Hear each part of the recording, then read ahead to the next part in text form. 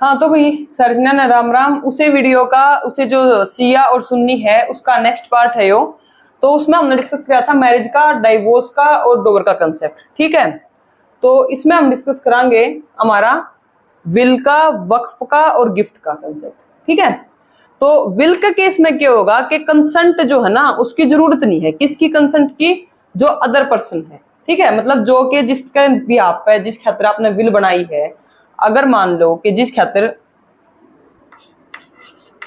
ए ने विल बनाई है बी के फेवर में, अब मैं अपनी प्रॉपर्टी इसने दूंगा। ठीक है, हम 1/3 वाले शेयर की बात नहीं कर रहे हैं, हम सिर्फ ऊपर के ओवरव्यू की बात कर रहे हैं। डिटेल में हम उसे हम पढ़ेंगे। तो ये कब है कि अगर बी ने यह बात एक्सेप्ट नहीं करी कि हाँ मैं इस प्रॉपर्टी में स्वीकारू हूं, तो भी कोई फर्क नहीं पड़ता, प्रॉपर्टी उसे दूर जाओगी। वो मर गया तो उसके सक्सेसर दूर चली जाओगे।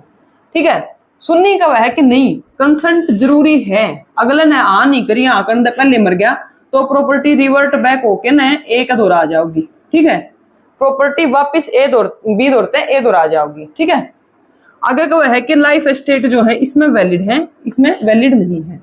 कुछ आकर ना जिस तरह टीपीए में है कि लाइफ टाइम तक एंजॉयमेंट है किसी प्रॉपर्टी का, आप ट्रांसफर कर सको नहीं कर सको, उसकी बात कर रहे हैं।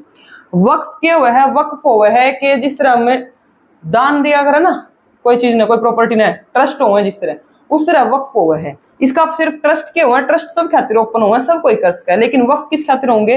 बेनिफिट ऑफ मुस्लिम खातिर होंगे और क्रिएटेड बाय मुस्लिम होंगे। हमेशा याद रखनी है चीज, यो भी हम टॉपिक डिटेल में करेंगे। तो यो कब है कि डिक्लेरेशन जो है ना वह नॉट सफिशिएंट है। क्या खातिर? हैंड ओवर होना चाहिए पोजेशन का साथ में प्लस। यो कब है कि सिर्फ और सिर्फ यूं डिक्लेयर करना वक्फ नहीं है कि हाँ हमने वक्फ क्रिएट कर दिया। ठीक है, अगर कब है कि डिक्लेरेशन जो है ना वो सफिशिएंट है सुन्नी में। लास्ट जो है हमारा वो बात कर रहे हैं गिफ्ट की। ठीक है, अब गिफ्ट जो है वो कोई भी कर सकता है अपनी प्रॉपर्टी का, वो तो सबने मेरा है। इसका जो कंसेप्ट है वो क्या कब है? इसका कंसेप्ट कब है? इंडिविजुअल शेयर का। के मूसा सुने हैं? वो मूसा नहीं जो तुम समझ गए। मूसा मतलब गिफ्ट ऑफ अनडिवाइडेड प्रॉपर्टी। ठीक है, कोई प्रॉपर्टी है जिसमें आपका शेयर है लेकिन प्रॉपर्टी जो होगा अनडिवाइडेड है, तो उसका गिफ्ट जो होगा उसमें क्या होगा? तो देखो सिया जो है ना वो क्या कब है? वो कब है कि अगर किसी भी पर्सन का, जिस तरह के यू मान लो, जो थोड़ा समझने का कंसेप्ट है, आड़ते ए बी सी डी, ये 4 जने, 4 भाई हैं। ठीक है, इनका नाम है एक कोठी।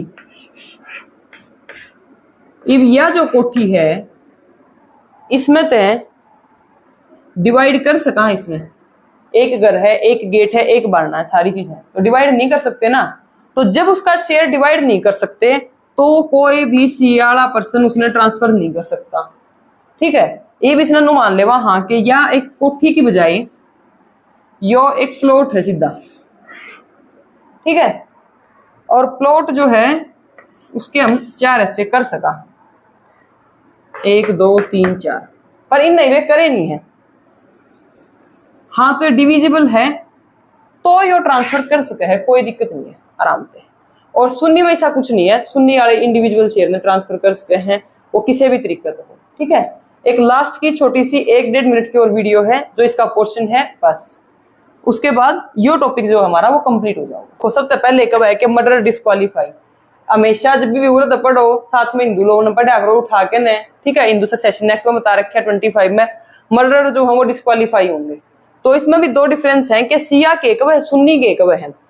सिया कब है कि अगर इंटेंशनल मर्डर नहीं कर रखा है, बाई चांस हो रहा है, मतलब किसी न किसी खातिर लटसाम रखा था चोर खातिर, और उसका जो सक्सेसर मतलब सॉरी जो एयर है उसका वो आ गया और उसने उसका लट बिठा दिया, सिर में पा दिया, और फिर क्या हो गया, उसकी डेथ होगी, तो वो जो मर्डर है ना वो डिस्क्वालीफाई नहीं होगा। ठीक है, किसमें? सिया में। लेकिन सुन्नी में कोई फर्क नहीं पड़ता, चाहे इंटेंशन तक कर रखा है चाहे गलती तक कर रखा है। ठीक है, दोनों डिस्क्वालीफाई होंगे।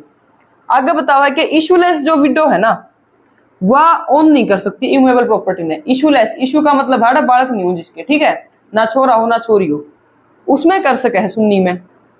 आड़ा बताओ है कि प्रीएम्पशन, प्रीएम्पशन का क्या कंसेप्ट हुआ है? जो कर तारा सारा लाख दी जमीन है, देसी भाषा में समझो, कति सारा लाख दी जमीन है तो तारा हक बना पहला उस पे कि तुम उसने खरीद लो, जो बाकी मुझे मोल लाओ है उस मोल पे। ठीक है, यो है प्रीएम्पशन का राइट। तो प्रीएम्पशन के बताओ है कि दो को पार्टनर तक है ना, मतलब जो तारे सगे भाई हैं जिनका बताओ ना प्रॉपर्टी मिलेगी करके आते, तो वे अगर दो हैं तो कर सको, उससे फालतू नहीं कर सकते।